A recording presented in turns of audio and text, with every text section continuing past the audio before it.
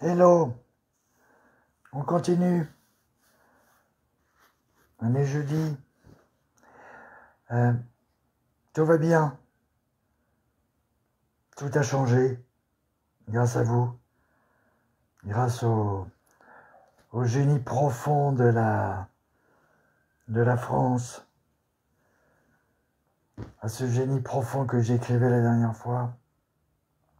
Et qui a fait que notre pays s'est développé constamment depuis, effectivement, depuis plus de 2000 ans, mais en fait, comme je disais également, depuis bien plus que 3000 ans.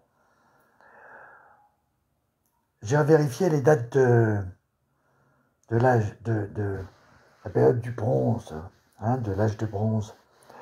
Bon, elle va de moins 2500 environ à moins 1000, moins 900, quoi. Et je vous rappelais que pour ceux qui s'intéressent à l'histoire, qui est passionnante et infinie, c'est génial l'histoire. On n'a jamais fini de se régaler et on se régale de plus en plus avec le temps. Alors pour ceux qui n'aiment pas vieillir, mais aussi pour les jeunes, pour tout le monde, je ne peux que encourager à travailler l'histoire. On se régale de plus en plus. On se régale toujours plus. Et je vois que j'ai mon ami Laurent qui est là. Laurent Andriès, bon, excuse-moi de te citer, mais qui est un grand fanat d'histoire. Un grand fan d'histoire et qui sait plein de choses. À chaque fois que je parle avec Laurent Rodriguez, j'apprends. J'apprends énormément et en plus c'est de l'histoire vivante. Donc il est non seulement très intelligent, et il est aussi très, comment dire, très tourné vers la réalité. Et la réalité, on ne peut la saisir et l'apprécier véritablement que avec une connaissance, avec la connaissance de l'histoire. L'histoire apporte des spots et éclaire la réalité présente en même temps qu'elle prépare, elle aide à concevoir le futur. L'histoire amène des éclairages. Chaque fois que vous maîtrisez mieux un sujet de l'histoire, eh ben vous avez une source de lumière. C'est comme les étoiles dans le ciel, sont des sources permanentes. Et en fin de compte, vous pouvez voir dans le présent toujours un reflet du passé. Et donc toute période de l'histoire que vous avez travaillé, qui vous a passionné, que vous avez approfondi avec les années, eh bien, en fait, apporte un éclairage supplémentaire sur le présent. Et l'éclairage en tous ses sens du terme, à la fois, c'est une meilleure compréhension du présent, du futur proche, du futur éloigné. C'est-à-dire, voilà, on a plus de lumière dessus, mais aussi au sens de la lumière, c'est-à-dire au sens de de l'intérêt. C'est-à-dire le présent est beaucoup plus intéressant et beaucoup plus en relief parce qu'il y a plus de lumière dans la pièce. Il y a plus de spots. On voit beaucoup plus de choses. Le relief est très accentué. Et donc la vision du présent est beaucoup plus intéressante plus on a de spots qui viennent de l'histoire. Et vraiment, c'est un roman. Il y en a qui s'intéressent effectivement à Netflix, etc., à toutes ces séries. Mais pour moi, de très loin, la plus belle des séries, c'est celle de l'histoire. Et elle est infinie et on se régale tout le temps. Et même, même avec 5 ans de vie, on n'aurait pas, on pourrait pas, on n'aurait pas fait le tour du tout de toutes les richesses que l'on peut extraire de l'histoire. L'histoire est quelque chose de totalement passionnant et on va toujours de surprise en surprise, toujours. Et je vous conseille, d'ailleurs moi je suis je ne sais pas comment, abonné à Histoire 2.0, Histoire de France 2.0, et puis à d'autres que je partage de temps en temps. Mais à chaque fois, j'apprends, et ça va toujours de super surprises, en super surprise. Suffren, voilà, comment Suffren a battu les Anglais, je ne sais plus si 1670, 1680. Il leur a foutu une grosse raclée sur mer. Alors je ne me souviens pas encore précisément parce que je ne l'ai lu encore qu'une fois. Il me semble que c'est du côté de Pondichéry. Voilà. Voilà. C'est à chaque fois, il y en a, c'est tout le temps. L'histoire du Canada, je la découvre parce que je reçois des liens sur l'histoire du Canada. Alors là, c'est pareil. On croit toujours un peu savoir et puis finalement, on s'aperçoit qu'on n'avait pas pigé 10%. Et donc, c'est toujours un défi, quoi. Et puis aussi une leçon de modestie, quoi. Parce qu'on s'aperçoit qu'on n'avait pas encore du tout pigé ce truc-là. C'est sans arrêt, vous savez. Parce que si je vous racontais que Waterloo a été perdu à cause je dirais, du volcan, d'une des principales éruptions volcaniques de l'histoire, et qui a lieu justement, je crois, quelques jours, une semaine avant, à Samaya ou quelque chose comme ça, donc du côté de Jakarta, hein, dans les îles, du côté de l'Indonésie, un volcan qui n'a été découvert réellement que, je crois, vers 2003, 2005. Et ce volcan a été donc une des principales éruptions de l'histoire, enfin une des plus grosses, et a provoqué une perturbation climatique qui a fait qu'à Waterloo, ça a plu sans arrêt. Voilà, pendant 3 jours, une semaine, il y avait de la flotte tout le temps. Et c'est ça qui a fait perdre Napoléon. C'était vraiment le destin, parce que quand il a voulu poursuivre Blücher, qu'il avait réussi à battre, ben, il n'a pas pu parce que ça patinait. Voilà, donc Blücher, du coup, il a pu revenir, je veux dire, quelques heures après, tout en forme, et parce que cette partie de la bataille n'a pas pu être terminée.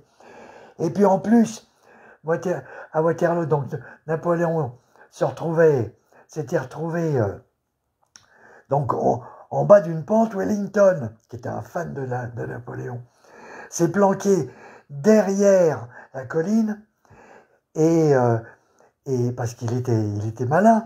Wellington était un fan de Napoléon. Il passait des heures à regarder le portrait de Napoléon. Voilà. Et c'est grâce à Wellington que la bataille a été gagnée. Et donc il a été malin, et il s'est collé juste derrière la colline. Voilà. Et comme ça patinait avant, eh bien les Français n'ont pas pu gravir avec les canons. Ça glissait aussi. Et donc ils ont tiré, parce que la grosse force de Napoléon et des troupes napoléoniennes, c'était l'artillerie. Et ils étaient bien plus forts que les Anglais. Et c'est avec l'artillerie, hein, vous vous souvenez que Napoléon était du corps de l'artillerie. S'était spécialisé dans l'artillerie. Il a fait toute sa carrière grâce à sa maîtrise de l'artillerie. Et a gagné toutes ses batailles grâce à ça. Et donc ce jour-là, à cause de ces pluies diluviennes, eh bien, ils n'ont pas pu monter la colline. Ils ont dû tirer, mais les boulets passaient de l'autre côté, passaient au-dessus des Anglais. Voilà, donc c'était vraiment coup de malchance, c'était le coup du destin, mais c'était dû à la base à une éruption volcanique, comme il y en a tous les 100, même pas comme tous les 100 ans, quoi, je veux dire. Voilà, hein, et qui n'a été comprise, qui n'a été découverte d'ailleurs par un Français, qu'il y a une vingtaine d'années. Voilà. Donc, pour dire que les sources de remise en cause sont en plus permanentes. Non seulement, voilà, on sait un peu de choses, mais pas toujours de façon partielle, mais en plus, il y a des surprises liées à des découvertes nouvelles. Par exemple, quand on parle de la civilisation je crois que c'est moi je ne veux pas me gourer, mais enfin le nom c'est Charal à peu près, chez les Incas, 2500 ans avant Jésus-Christ. C'est une civilisation très développée, mais qu'on a découverte que, je crois, vers 1930 ou 1940, un truc comme ça. Et c'est une civilisation extrêmement développée sur la base du lin, avec lequel, qui était cultivé, en proximité, en flanc de montagne, quoi, et avec lequel on tressait les filets qui étaient donc vendus aux pêcheurs, qui étaient sur la côte, donc 2500 ans avant Jésus-Christ, et qui a créé une vraie civilisation à la même époque et avec ses pyramides, avec tout, à la même époque que celle de Gizeh, hein, puisque la pyramide de Gizeh, c'est 2500 ans avant Jésus-Christ, et qui était très développée, et qui ensuite a disparu parce que il y a eu des éboulements, comme d'habitude, hein, je dirais, dans les Andes, à cause de la pente très très forte. Là aussi, on a une pente très forte, et qui a tout englouti et qui a en fait fait disparaître cette civilisation. Mais on ne le savait pas du tout, avant qu'on ait compris l'existence voilà, qu'on ait découvert les restes de, je ne sais plus si c'est Charal ou Caral, ça va être Caral, voilà, vérifiez sur Wikipédia. Voilà. Donc on va toujours de surprise en surprise, indéfiniment. Et c'est pour ça que l'histoire est complètement passionnante. Et voilà, et comme elle éclaire le présent, eh bien, on ne s'en lasse pas parce que ça rend le présent toujours plus passionnant, toujours plus clair, toujours plus compréhensible. Et donc, qui dit que passion pour le présent, dit aussi passion pour l'avenir. Donc, c'est-à-dire, ça augmente aussi la visibilité sur l'avenir. Et c'est ça qui permet d'être optimiste. Parce que, justement, si on étudie les civilisations, on s'aperçoit, on a tous les hauts et les bas possibles. Voilà. Et donc, ça permet de relativiser énormément les situations actuelles. C'est-à-dire comment on voit, je dirais, comment s'est passé pendant 1000 ans l'évolution de l'Empire romain, l'Empire grec, l'Empire égyptien, etc. C'est sur des périodes qui sont extrêmement longues. Et donc, on a tous les cas de figure, absolument tous les cas de figure. Et à partir de là, c'est inévitable, on fait les rapprochements avec les situations actuelles. Parce que même s'il y a des choses qui changent, il y a d'autres choses qui, elles, ne changent pas. Et ça permet d'avoir des vraies vérités, d'avoir des vraies certitudes. Hein, et donc de lancer des paris, hein, mais basés sur une connaissance du sujet. Un bon joueur hippique, il connaît toute l'histoire des chevaux, il connaît voilà, tout le cursus. Et à partir de là, il arrive à gagner sa vie avec ce jeu. Voilà. Eh bien, plus on connaît l'histoire et plus le sens prévisionnel va être juste et voilà, le taux d'erreur va diminuer. Donc je ne peux que encourager tout le monde, quel qu'il soit, il n'y a pas d'âge pour ça. On peut commencer à s'intéresser à l'histoire à 50 ans, même à 70. Et j'en connais même qui s'y sont commencé à s'intéresser à 80. Voilà. Donc, et plus. Voilà. Et en plus, ça vous garde complètement jeune parce que c'est tellement bluffant que ça fait bouillonner, hein, ça fait bouillonner les neurones.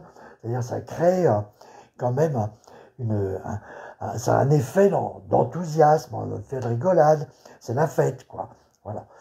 Et donc, voilà. Et puis ça fait, encore une fois, comme on dit, ça se fait sortir les doigts du cul, quoi. J'aime bien cette expression. Il faut sortir les doigts du cul. C'est-à-dire, ça permet d'arrêter de se regarder le nombril, la connaissance en général. Mais la connaissance générale est souvent complexe. La connaissance de l'histoire, elle est relativement facile. Donc c'est moins chiant, c'est moins difficile que de se spécialiser, enfin je veux dire que de, comment dire, d'étudier de façon approfondie de la législation, des sciences, etc.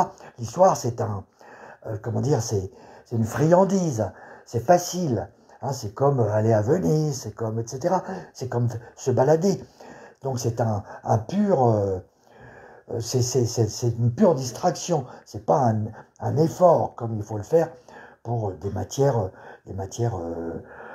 standards, techniques, dont on a besoin pour bouffer, quoi. Voilà.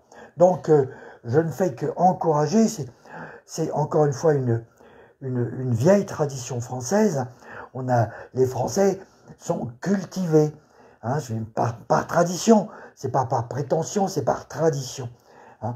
Et je reviens, puisque la dernière fois, j'avais bafouillé, parce que parfois j'ai mes petits trous de mémoire. Heureusement, il faut oublier une chose 5 fois, sinon 10, pour s'en souvenir pour de bon.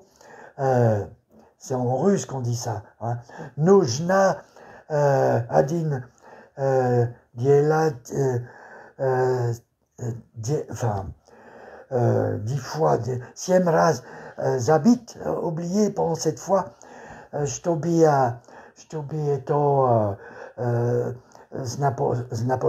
pour s'en souvenir. Il faut oublier une chose 10 fois pour s'en souvenir vraiment.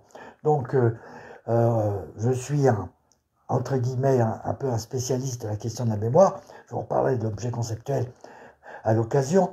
D'ailleurs, Laurent m'avait vu en faire la promotion l'année dernière de mon bouquin. J'en profite, je vous le remontrerai la prochaine fois, l'objet conceptuel, 18 €. Voilà, il faut l'acheter. J'en parlerai. Donc là, le sujet de la mémoire est un sujet évidemment très important. Ça fait partie des spécialités françaises, et dans la tradition romaine, parce que les Romains étaient des grands spécialistes de la mémoire, hein, et en faisaient une véritable discipline, aussi dans la prolongation des Grecs d'ailleurs, mais je crois que c'était encore plus développé chez les Romains, qu'on avait fait une discipline majeure, et ils avaient bien compris le rôle très important de la discipline de la mémoire pour réussir, hein, et pour justement disposer, que ce soit dans les techniques, que ce soit de construction et techniques de la guerre, et bien de tout le matériel, quoi, permettant de faire des constructions solides et de gagner les batailles. Hein. C'est pas pour rien, encore une fois, que 250 000 Gaulois se sont cassés les dents sur 10 000 ou 20 000 soldats de l'armée romaine de César à Alésia. C'était pas pour rien. C'est pas pour rien que la Gaule est devenue romaine. C'est parce que, justement, ils avaient développé les techniques intellectuelles, hein, de façon, avaient pris 100 ans d'avance sur nos braves Gaulois qui étaient bien courageux, mais qui se la coulaient douce. Hein. Puis à un moment donné, comme d'habitude, la technique l'a emporté et a été écrasante. Et la France est devenue, pour cette raison, la fille aînée, hein, la fille aînée de l'Église par la suite, mais une des principales colonies romaines, et ce qui lui a permis de se développer de façon considérable. Hein. La France, jusqu'à tout l'Est, toute la partie ouest du Rhin, en fait, et pas seulement la France. Et donc, il y a une continuité totale. Et donc, je vous parlais, là, je vous parle de mon trou de mémoire, mais l'université française est véritablement née je dirais, dans la suite de Gerbert, le savant, qui était d'Aurillac, qui était un jeune qui ne connaissait pas son papa d'ailleurs, né par miracle, on va dire, et qui donc est extrêmement brillant, et qui avait démarré chez les bénédictins à Aurillac, et ensuite a fait une carrière extraordinaire, puisqu'il est devenu pape. Il est devenu pape, le pape de l'an 1000, Sylvestre II. Hein, vous avez une très belle statue de Gerbert le savant, à Aurillac même. Hein, c'est pas pour rien d'ailleurs, et c'est remarquable d'ailleurs que ça soit Aurillac, dans le pays des Avernes, dont j'ai appris d'ailleurs récemment qu'il dirigeait la Gaule, les Auvergnats, le peuple, les Avernes, était le peuple dominant de la Gaule pendant des siècles, Et Rome a été envahie et pillée par les Gaulois en moins 390 avant Jésus-Christ, moins 400. Vous voyez, c'est pas plus 400. Hein, plus 400, c'est 453, c'est la destruction de Rome par les Visigoths. Hein. Mais donc c'était 800 ans avant. C'était donc les Gaulois, emmenés par les Avernes notamment, et dirigés par les Avernes, les Auvergnats, qui avaient envahi Rome en moins 390, en moins 400, voilà, et avaient pillé Rome, étaient repartis avec un butin absolument énorme. Donc ça c'était pour rappeler que l'histoire de France et de la Gaule ne commence pas du tout avec l'occupation romaine. Il faut rajouter 2000 ans, 2000 ans, et une des raisons majeures de ce développement a été la métallurgie, évidemment. La métallurgie, c'est pour ça que j'étais remonté jusqu'à l'âge de bronze, qui remonte à moins 3000. Le bronze, il faut de l'étain. Et l'étain, il n'y a pas d'étain il y a du cuivre, mais il n'y a pas d'étain au Moyen-Orient, c'est-à-dire, je veux dire en Égypte, en Mésopotamie, il n'y avait pas d'étain. L'étain, il fallait aller le chercher en Gaule, et puis justement en Bretagne, et puis etc. Et donc les courants commerciaux de l'âge de bronze, qui nécessitaient beaucoup d'étain, donc qui nécessitaient l'étain. Je veux dire, le cuivre tout seul, c'est trop mou, donc il faut rajouter l'étain pour obtenir un bronze, et le bronze qui, lui, permet des pièces extrêmement fines et assez légères et extrêmement dures. Et donc, en fait, je dirais, hors du bronze, il n'y avait pas d'armes. Je veux dire, ceux qui se battaient avec les armes précédentes, en cuivre, voilà, eh bien, ne faisaient pas le poids. Donc, l'armement était forcément en bronze. Et pour le bronze, il fallait l'étain. Et pour avoir l'étain, il fallait aller le chercher justement en Gaule. Notamment en Gaule. Il fallait le chercher dans les vieux massifs, donc le massif central, massif armoricain, mais aussi dans les îles britanniques, où on a justement ces vieux socles hercyniens et qui, je dirais, sont riches en étain. Voilà. Donc finalement, l'activité commerciale s'est très développée largement 1000 ans avant Jésus-Christ. Et d'ailleurs, c'est une des raisons pour lesquelles l'Égypte a chuté. C'est parce qu'il fallait aller chercher notamment l'étain, et principalement l'étain, sur justement en Gaule, que la navigation de haute mer s'est développée de façon considérable. Et comme les Égyptiens, eux, ne maîtrisaient que la navigation sur le Nil, eh ben, ils ont beaucoup moins développé la technique de construction, donc les techniques navales, les techniques de construction des bateaux. La clé du développement, la clé du commerce, la clé de l'enrichissement, c'était la navigation en haute mer. Et c'est pour ça que les Grecs et les Minoens, et c'est les îles de Samos aussi en particulier, eh bien, et de Minos, voilà, se sont développés considérablement parce que ils étaient contraints de faire de la navigation de haute mer, qui exige des navires beaucoup plus développés, beaucoup plus voilà, techniquement développés que les navires qui étaient utilisés par les Égyptiens pour transporter, je dirais, pour faire les transports sur le Nil, et en particulier le transport de granit, depuis le nord du Nil, depuis les régions d'Assouan, etc., vers le sud, vers Memphis. Voilà, ce qui a permis justement, qui a été un facteur, comment dire, de développement considérable. Je dirais, c'est les raisons de construction des pyramides. C'était un enjeu technique, c'était un défi technique considérable qui impliquait une bonne maîtrise de la navigation sur le Nil. Voilà. Et la navigation a toujours été évidemment très exigeante techniquement.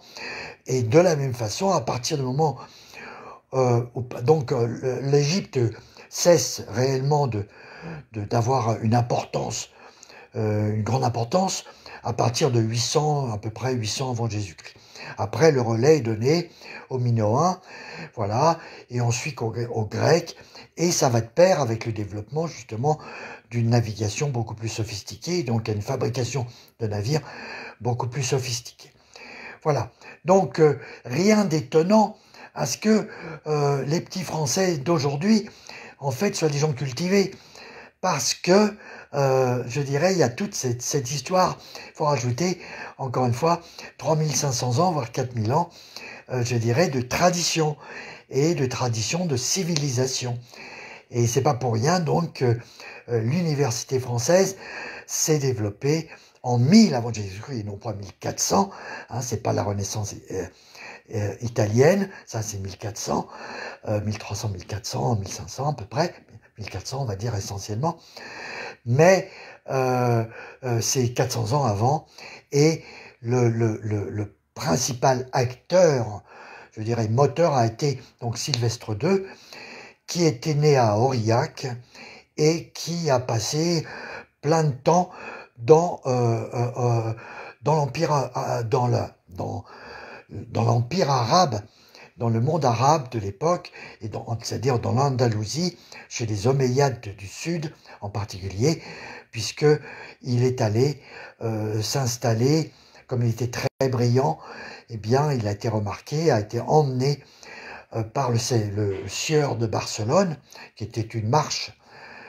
importante, hein, donc c'est-à-dire une zone de protection vis-à-vis justement et de séparation avec le monde.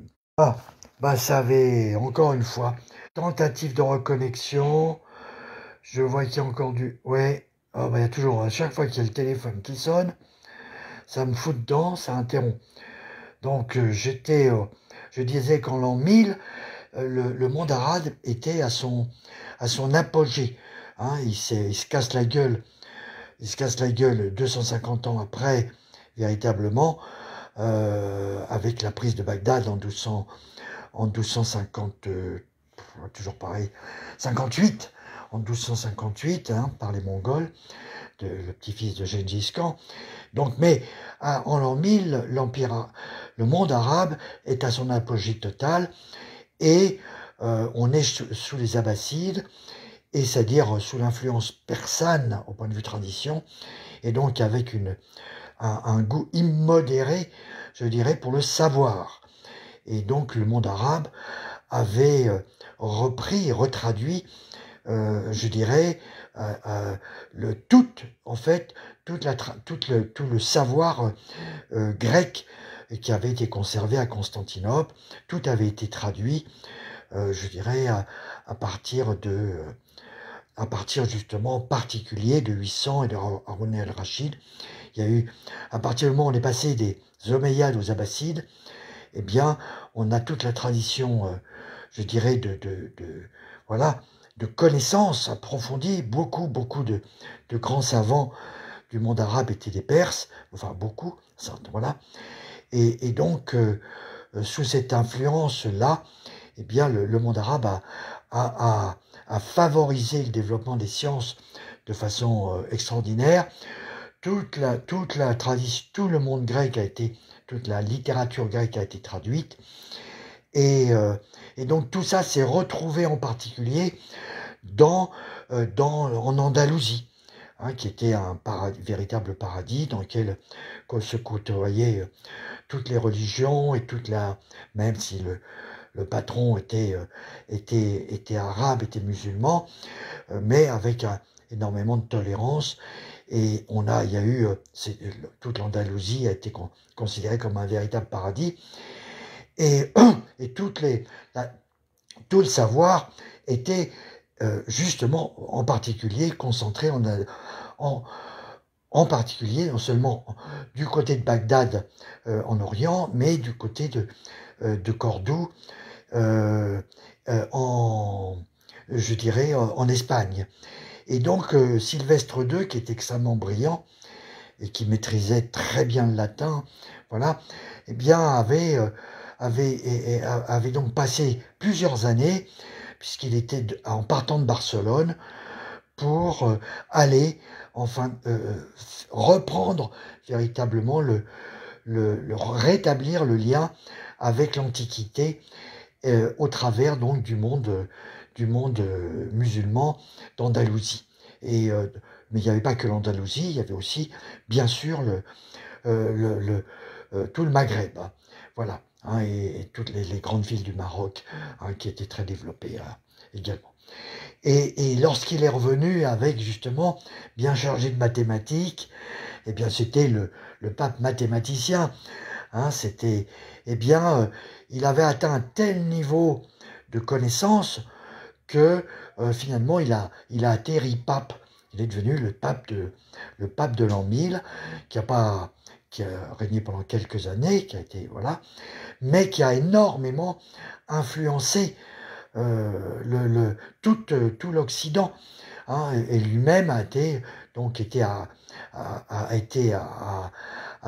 une très grande réputation et était devenu le maître le maître de conférence, le responsable de l'enseignement du côté de Metz, hein, voilà, de Metz, Nancy, Reims, et a eu comme un de ses principaux élèves Fulbert de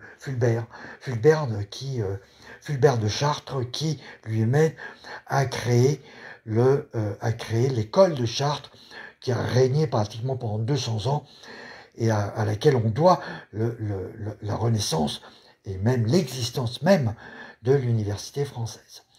Donc tout ça pour dire que nous, petits Français là de 2022, on doit tout à nos 4000 ans d'histoire, à nos 1000 dernières années d'histoire, à nos 2000, etc. En fait, au travail de centaines de milliers, de millions de gens pendant des milliers d'années. Voilà, donc il n'y a pas à faire du cocorico, les Français sont cultivés parce que c'était la tradition. Tout simplement, c'était la tradition, et c'est une tradition qu'on a conservée, et dont nous pouvons être à juste titre fiers. C'est pas sorti du chapeau. Hein, c'est 4000 ans d'histoire, et ces 1000 dernières années ont été hyper actives. C'est pas aussi pour rien que la France de Louis XIV a été le pays le plus puissant du monde, véritablement, parce que la Chine roupillait déjà un petit peu à cette époque-là, hein, même s'ils ont fait plein de choses, mais toute la dynamique véritablement de développement, et qui a abouti effectivement à des techniques de navigation telles qu'on a pu découvrir l'Amérique en 1492, ce sont des aboutissements justement de tout ce savoir-faire et du développement des sciences qui a été possible dans ce contexte. Et encore une fois, on n'a pas découvert l'Amérique du Sud, enfin l'Amérique centrale et l'Amérique tout court, je dirais en l'an 1000. Il a fallu faut rajouter 500 ans, parce que les techniques de navigation avaient considérablement évolué, mais il leur a fallu 500 ans quand même. Donc, il y a aucune surprise, il y a toute une véritable continuité. Il y a une sorte de rouleau compresseur de l'histoire qui avance, le progrès qui avance indéfiniment, avec une magnifique continuité. Il n'y a jamais de rupture, c'est toujours une suite. Et même, encore une fois, eh bien, ceux de 1500 devaient tout à ceux de l'an 1000, qui devaient tout à ceux de l'an 500, qui devaient tout à l'an, etc. Et vous remontez jusqu'à moins 4000, moins 5000 avant Jésus-Christ. Hein. je dirais, ce qu'on considérait comme, comme je dirais, comme de l'Antiquité. Même l'histoire d'Abraham, Abraham, c'est 1500, 1700 avant Jésus-Christ. Donc c'est un nouveau venu, c'est un jeune, c'est un tout jeune. Les pyramides de Gizeh, qui sont d'un niveau technologique et mathématique extrêmement développé, c'était 800 ans avant, et il a fallu à peu près 2000 ans pour arriver à ce niveau-là, largement. Donc il faut faire remonter véritablement, faut remonter à 5000 ans avant Jésus-Christ. Et donc nos amis, enfin, euh, nos amis juifs amoureux de leur tradition doivent aussi être bien conscients que Abraham le premier, lui, il est venu en 1700 avant Jésus. Donc c'est un jeune. C'est un jeune. Hein, je dirais, il y a 3000 ans, 3500 ans d'histoire dense et de travail et de développement auparavant. Voilà. Donc c'est important de resituer les choses. Hein, la civilisation, réellement, elle commence pratiquement 10 000 ans avant Jésus-Christ. Elle correspond au point de vue civilisation, je parle bien de civilisation, hein, donc vraiment développé. L'homme lui-même, c'est infiniment plus. Mais à partir du moment où il y a eu les changements climatiques, parce que voilà, et que les populations qui étaient réparties sur l'ensemble de l'Afrique centrale et l'Afrique du Nord, eh bien, ont été obligées de se recentrer sur le Nil, pour des raisons de sécheresse principalement. Eh bien, c'est là que réellement les civilisations ont pu se développer de façon rapide. Mais voilà, on est à moins 10 000 avant Jésus-Christ à peu près, et non pas à moins 1500, moins 1700. Ça, c'est l'époque moderne. Hein, c'est tout récent. Voilà, l'écriture, c'est moins 3200 à peu près avant Jésus-Christ. Hein, on a l'écriture, même syllabique, cunéiforme, c'est moins 3200 avant Jésus-Christ. Code Hammurabi, on est à moins 2500 à peu près. Donc ça, ce sont des civilisations très développées. Le char, qui a été un élément déterminant dans justement la restructuration du monde et la constitution des empires, c'est 2500 ans avant Jésus-Christ. Voilà. Et donc, c'est très important de relativiser tout, mais aussi de voir qu'on a une super continuité et que de ce fait, les années, ce qui va se passer dans les années à venir, eh bien, vont se passer comme ça s'est passé auparavant. Ça va se passer très très bien. Voilà. Donc nos gros méchants cons là, idiots, ignorants, du style de Macron, qui a jamais ouvert un livre d'histoire de sa vie, qui sait rien, eh bien, comme les autres, hein, nos petits milliardaires de merde là, de Davos, Bilderberg, etc., n'ont jamais ouvert un livre d'histoire. Hein, ils ont fait un peu de maths, un petit peu de comptabilité, hein, mais ils connaissaient rien à l'histoire. Ils ont toujours considéré que c'était des vieux trucs. Voilà. Le jour où ils apprendront un peu l'histoire en prison, hein, parce qu'ils auront du temps, là, ils auront le temps pour demander des bons pour aller à la bibliothèque et enfin comprendre pourquoi ils ont fait n'importe quoi et pourquoi ils étaient complètement idiots. Vaut mieux tard que jamais. Voilà. Donc, les choses vont très très bien se passer et on a suffisamment aujourd'hui de gens qui sont bien discrets, hein, qui connaissent bien l'histoire, heureusement, mais ils sont pas très nombreux et ils sont tout discrets, ils sont un peu timides, ils n'ont pas de force politique, mais ils sont là, ils font très très très bien leur boulot. Et donc Dieu merci, et je les embrasse tous, hein, tous ces chercheurs, que ce soit en histoire, que ce soit en biologie ou autre, que ce soit en médecine, tous ces gens si discrets dans leur coin, qui sont les vraies grosses têtes, mais auxquels on donne pas du tout la parole, qui n'ont pas, je dirais, je dirais, de pouvoir politique qui ont décidé de se dédier entièrement à leur travail justement de connaissance, et ben qu'ils soient bénis et on les embrasse, c'est eux qui nous sauvent, c'est grâce à eux que l'on passe à chaque fois d'une une étape, hein, que ça soit Charlemagne, que ça soit Louis XIV, ça soit etc. Les savants ont toujours été présents et ont toujours su apporter les bons conseils pour justement passer telle nouvelle épreuve de l'histoire. Voilà, et c'est comme ça qu'on va passer celle-là, et c'est comme ça que les pauvres cons, les trous du cul là qui nous emmerdent aujourd'hui, et qui veulent encore nous forcer à nous vacciner. La meilleure, je viens de la voir il y a à peu près une demi-heure, le Vatican a fait, c'est trop drôle, vient de faire émettre une pièce de 20 euros avec un, j'ai pas voulu le croire, c'est Philippot qui, qui l'a sorti, mais effectivement vous allez le trouver partout, pièce de 20 euros frappée avec un mec, un jeune qui se fait piquer, qui se fait vacciner. Ah, c'est la meilleure, parce que même le Vatican, malheureusement, a été complètement, pour des raisons financières, parce qu'il est tombé en faillite à plusieurs reprises, et donc n'a pu être rattrapé par la peau du cou que moyennant des prêts, et puis en laissant leur gestion à des financiers incultes, et qui sont les complices habituels de toutes les saloperies, malheureusement. Et donc ils ont pu obtenir du Vatican. Le pauvre pape, le pape François lui-même ne connaît que l'histoire que pas le petit bout de la lorgnette. Et donc a laissé faire cette ânerie où l'on voit un gosse et un jeune en plus qui se fait vacciner.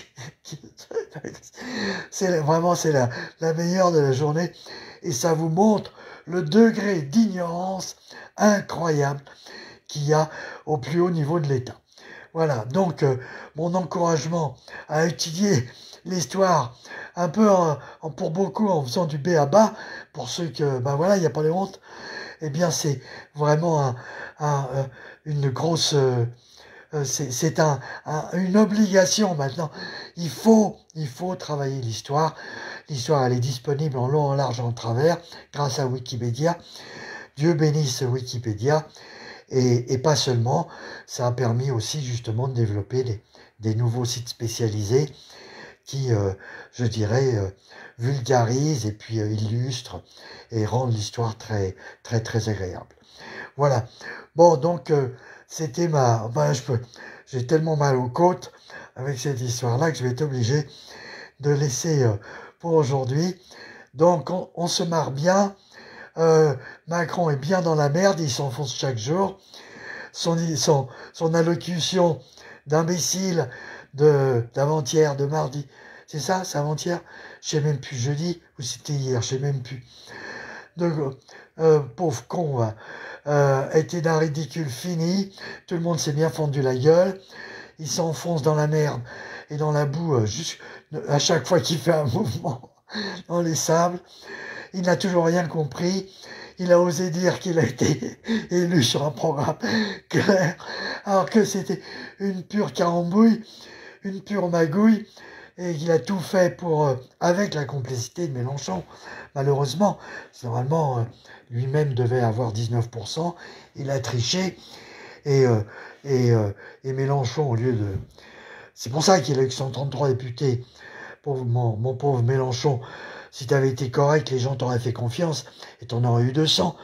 Mais comme, en fait, on a vu que tu avais magouillé avec Macron, et ben, en fin de compte, tu as laissé gagner Macron et tu as laissé Le Pen passer en deuxième position. À partir de là, évidemment, Macron était obligé de gagner par effet d'habitude, quoi. Les gens ont montré une défiance par rapport à Marine Le Pen.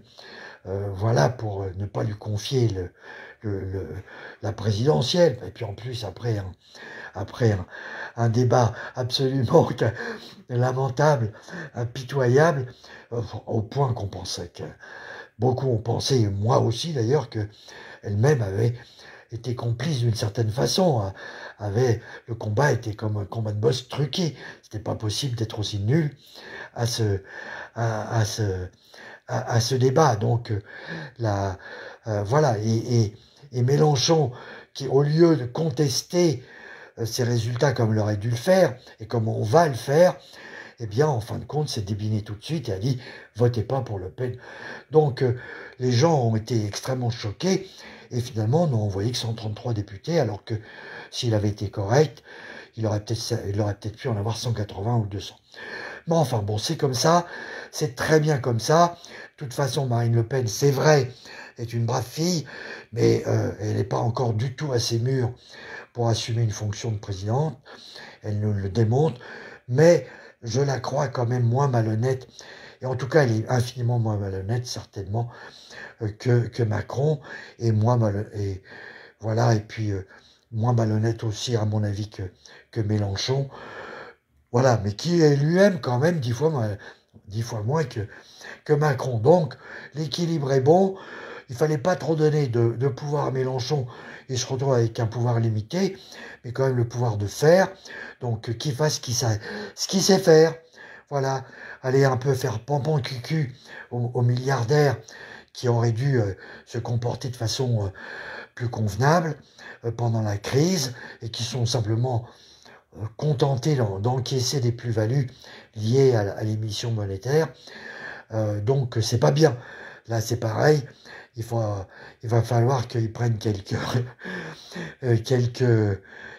années comment dirais, de, de retrait, hein, et qu'ils soient un petit peu pénalisés parce que je dirais s'être comportés aussi moralement de façon aussi nulle pendant la crise, ça ne correspond pas à leur niveau d'enrichissement.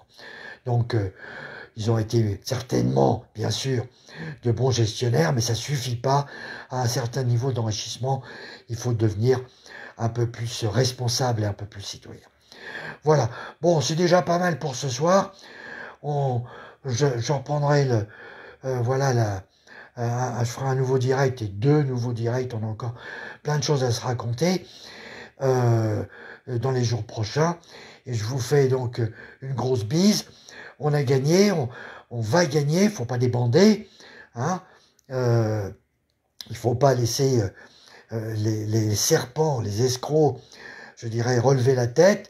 Là, ils sont pris un gros coup de massue, et il faut continuer à taper dessus, hein, parce que ils sont tellement méchants qu'ils saisiraient toute opportunité pour se remettre à nous mordre, à vouloir nous mordre. Là, on n'arrête pas de parler. Je viens de voir ce matin une voisine sortie avec son masque pour vous dire qu'ils ont repris, ils reprennent ça et ils se remettent à dire que voilà, qu'il y a de nouvelles infections, etc. qu'on parle. Ah, c'est vraiment des cons. C'est vraiment des cons. Je vous embrasse. Continuez. Surtout pas de masque.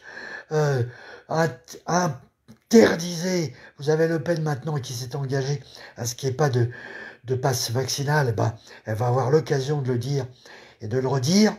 Hein. Pas de passe vaccinal. Toute cette merde de passe sanitaire.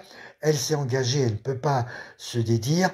Et on va bien trouver 50 députés chez les filles, la moitié 70, et qui sont opposés également au retour de ça.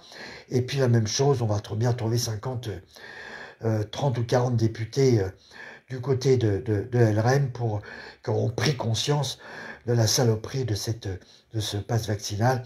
Et avec tout ça, on va bloquer le retour de cette immonde e-cité. Voilà, de cette merde.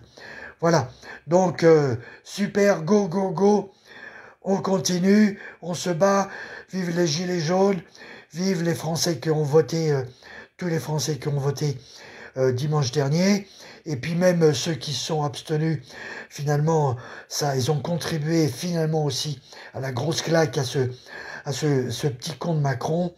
Donc